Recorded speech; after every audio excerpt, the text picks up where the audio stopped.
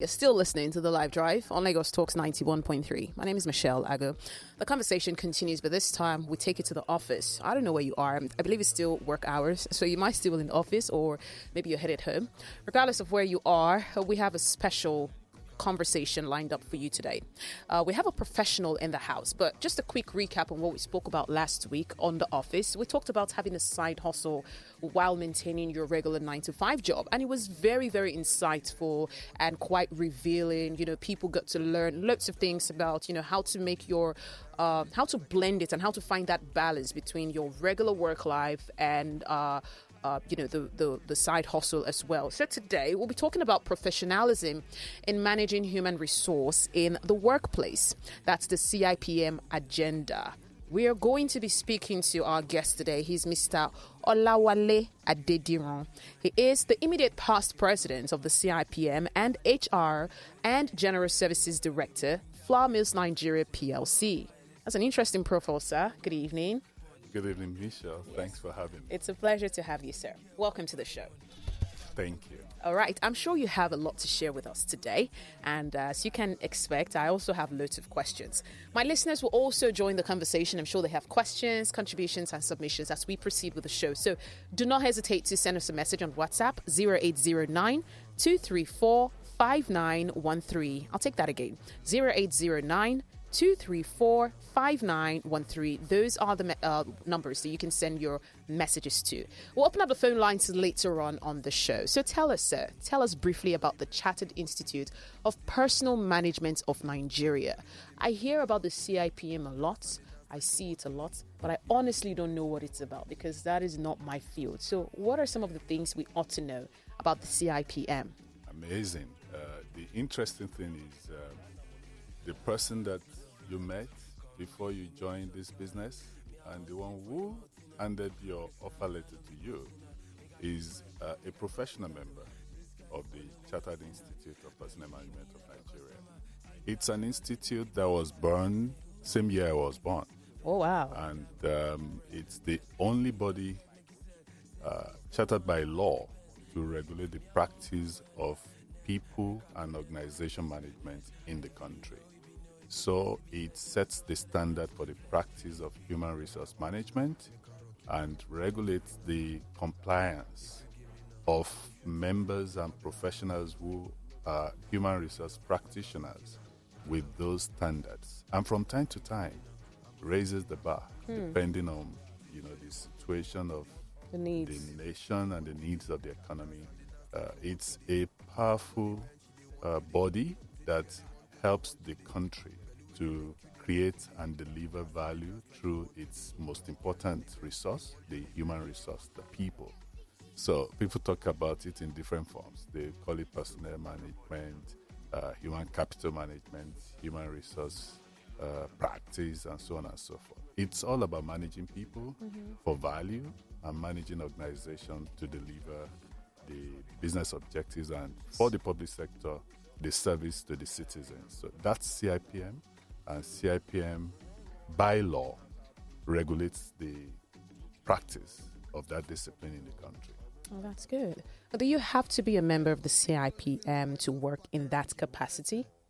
You cannot be a medical practitioner if you are not licensed by the Nigerian Medical Council. The same thing with CIPM.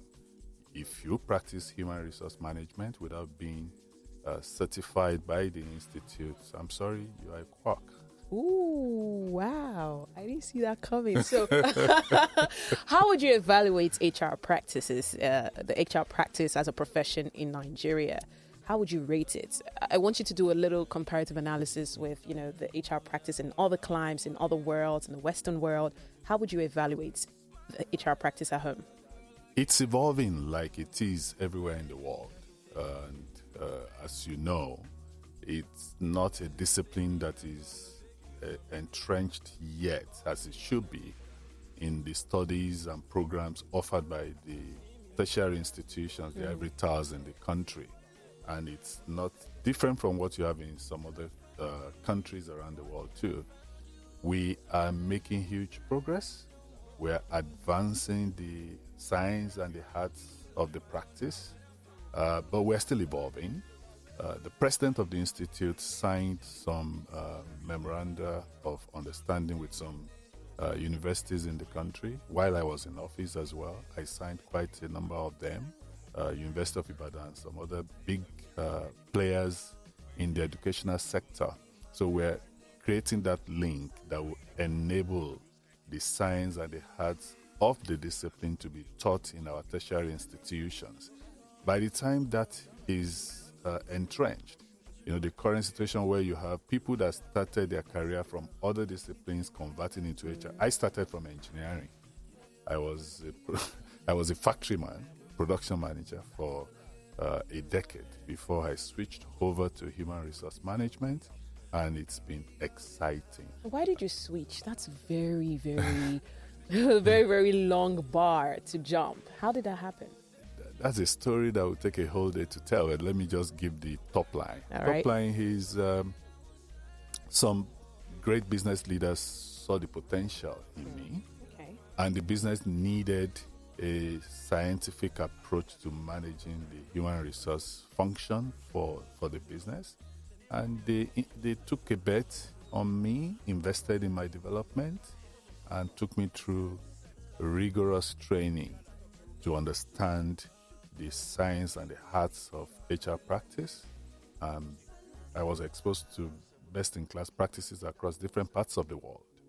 And it's been amazing. If you offer me engineering to go back to now, it will be a struggle. And I don't want my friends in the Nigerian Society of Engineers to get jealous. Oh, wow. I'm actually a fellow of the institutions of mechanical engineers in Nigeria, and a member of Nigerian Society of Engineers, and I'm a registered certified engineer by COREN. COREN is the Council for Regulation of Engineering Practice in the country. But I'm a proud professional member of the Chartered Institute of Personnel Management of Nigeria, and the immediate past president of the institute. Well, that's a good one. Now, the CIPM, you've talked about it in such a passionate way. I can tell you're very into it, and you've been for decades now. Now, the CIPM always advocates for professionalism in the workplace. So how would you describe a professional work culture and how it is influenced by HR professionals? This is a very important topic that we should be discussing and challenging ourselves about in the country. You cannot have practitioners of a discipline being effective if they are not professionals.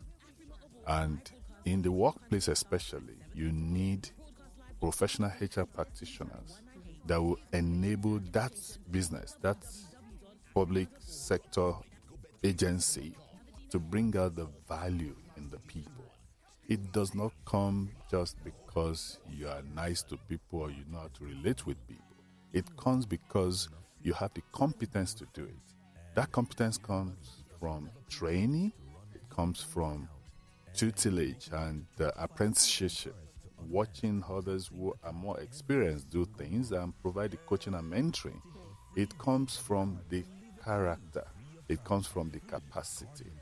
So you have to operate within the boundaries of some professional code of ethics.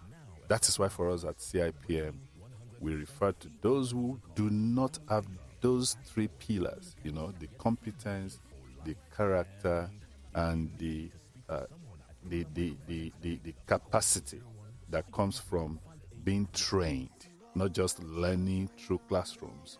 We see them as not there yet. And the standard that has been set requires for anyone that will be professional to have those three key pillars. It's when you have that, you are able to create value. As we say in the Institute, we create value through people. So if you are not registered by the Institute, meaning you've gone through the education, the mentoring, the coaching, and you comply by the code of ethics of the Institute, you can't be a professional. The medical profession, the engineering profession, the legal profession, they have a set of codes of professional practice. That's what ethics differentiates them from others. So as an institute, as a discipline that's about people, about human being, we have the code of ethics for practicing the profession. So if you're a professional, you have to belong to the professional body that regulates the practice and sets the boundary. Otherwise, you keep hearing all those funny stories you hear in town, and people can't differentiate between professionals and those who are not.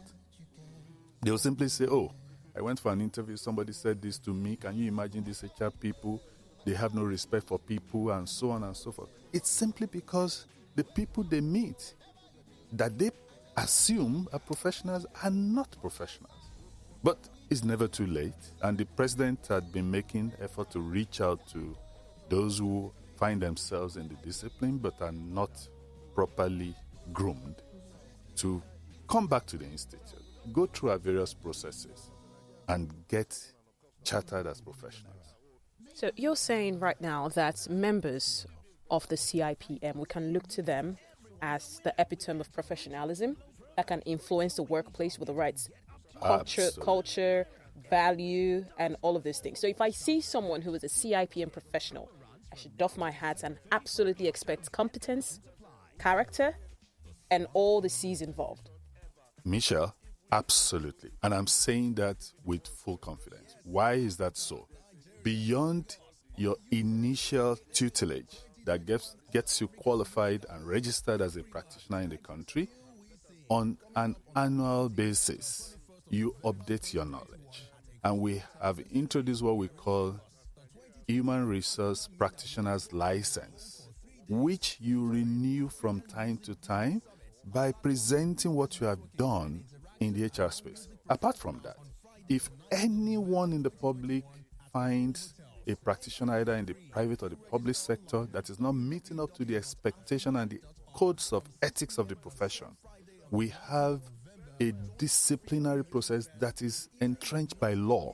The law that established the institute also empowers the institute to take such people to task and take them through disciplinary tribunals.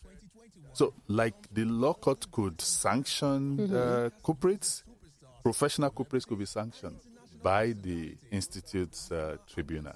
All right. I want us to get a little more personal, a little more personal with the CIPM and you being the immediate past president, right? So you handed over to the new president a few months ago.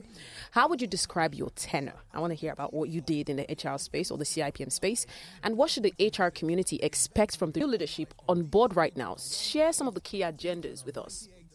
I'm proud to say that our institute has always been producing competent leaders and seasoned professionals, at the helms of affairs of our institute. It's not just the president, it's also the vice president, the national treasurer, and the others. And I can tell you, we have a great president in office now.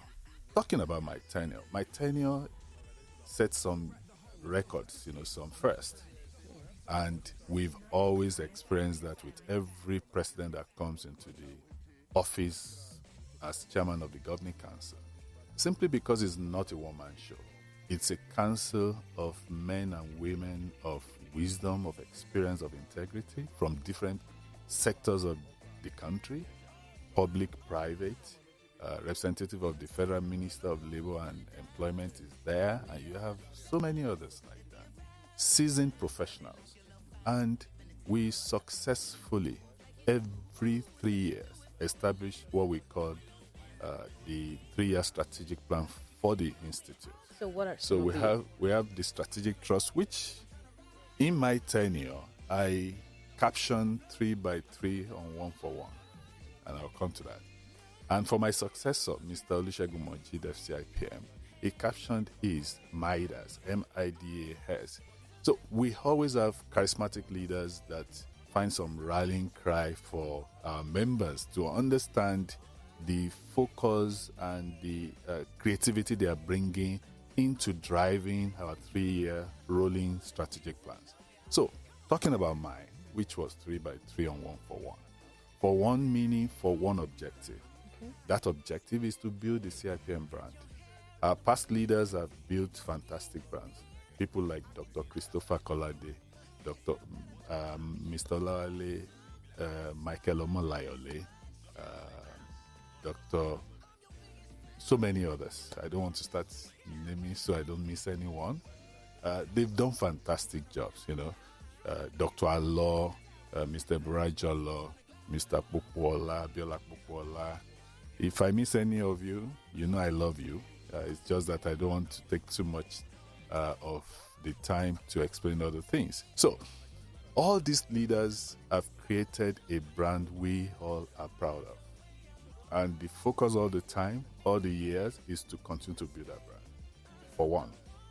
Three key strategic trust that's derived from a 3-year strategic plan by 3 key initiatives. So that's the by 3 on one foundation, which is what sustains our institute. The foundation of strong ethics, the foundation of strong governance. That was my focus during my tenure, and we achieved a lot of firsts, as I mentioned. We have membership growth, and I can't go on and on, but all I can tell you is we drove the brand to the space where people are now aware of what Cipm is about, and many more are interested in being part of the profession. Right. The same thing my successor is doing. This program, for instance, is a first for the institute, and that's how we continue to have first and first and first. Setting records. That's great. Now, according to Bloomberg, Nigeria's unemployment rate has risen to 33% in the past years, and the second highest on the global list. Very sad. Now, what are your thoughts on how is CIPM contributing as a body or as a board to reduce the unemployment rate in Nigeria? Fantastic. How we are contributing. Look, mentioning presidents, Mr. Arabome was before Mr. Hudom Hinoyo, before I took over from Hudom. Those 2 past presidents did a lot of work with the federal government to study the unemployment situation in the country and what HR practitioners could do. So we achieved a lot. Massive study, produced a report, and I can tell you, part of our recommendation is what the government is implementing now. Is that so? Trying to create jobs, through the digital technology, through the informal sector, and so on and so forth. Until today, we're still collaborating with the government. I was at the Aso Villa to meet the vice president with our team, and we presented to him some new insights, around how to solve the energy situation in the country, because we know it's key to employment generation. Of course. And that was led by Dr. Michael Omolayole. He made the presentation on our behalf, and the vice president received that with gladness, and already is looking at creating a joint team that will involve our institute to drive that to practical action. So we've done a lot in understanding the problem and profiling solution.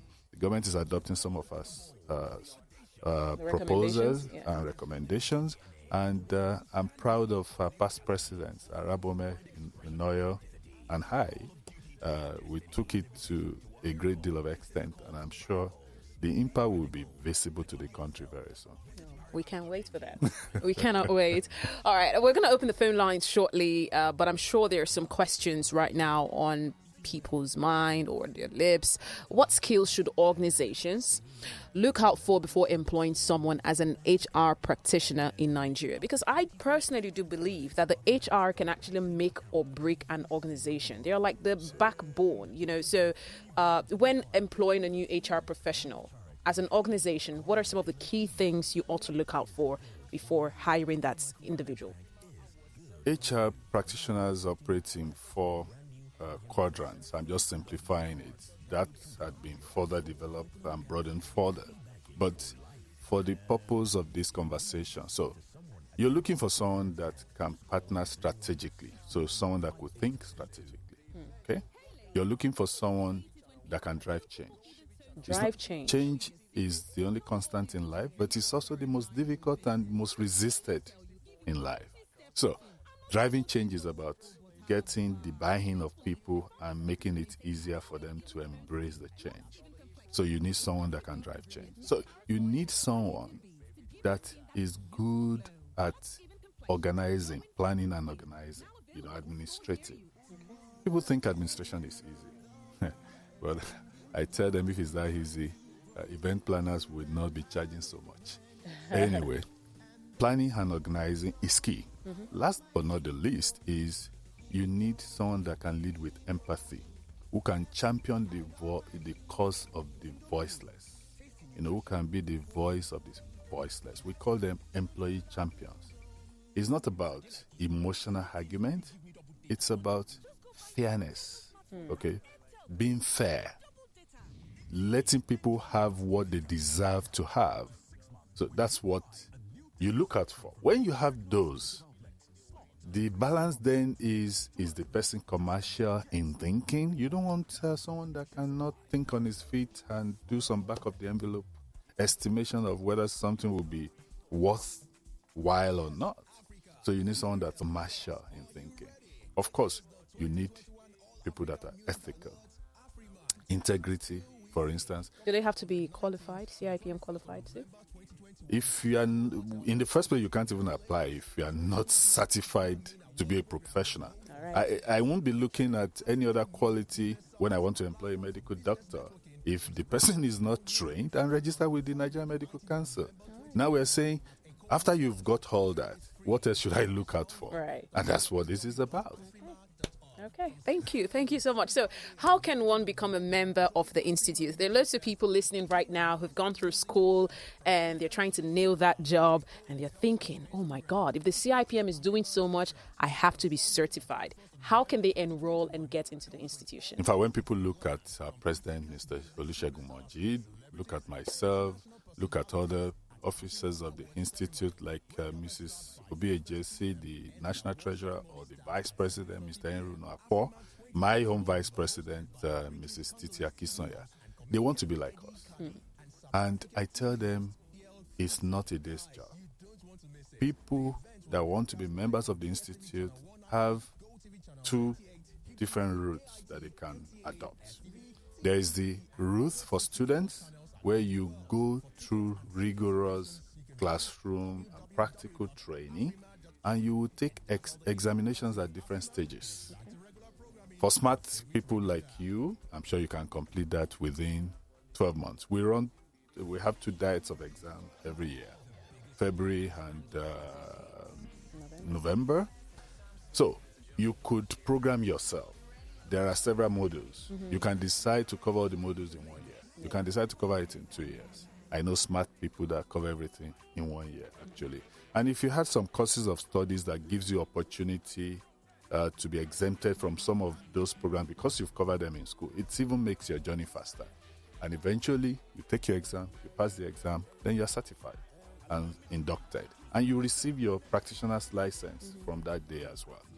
The other route is for those who are already practicing. I told you about those who didn't have the foundation. Right. And when you relate with them, you see that there's a difference between someone that was properly trained and had the foundation and someone that just found himself or herself in HR department. For such people, there is the professional route. And for those that are really senior, I've been a HR executive for the past 19 years. So for people like me, you will not expect that I will go to the classroom and start learning again. We have executive route for them that makes them, accelerate the process and take some programs that will tune them, and they become full members of the institute, full professional members. Whereas for the others, people who are younger, they become associates, but they are professional members as well. All right. So all these options are open. And if people come, such people, if you are listening to me, come to Abuja next week. We'll be there from the 21st, Wednesday, until Friday for the annual national conference. Is the largest gathering of HR practitioners in Africa. Wow.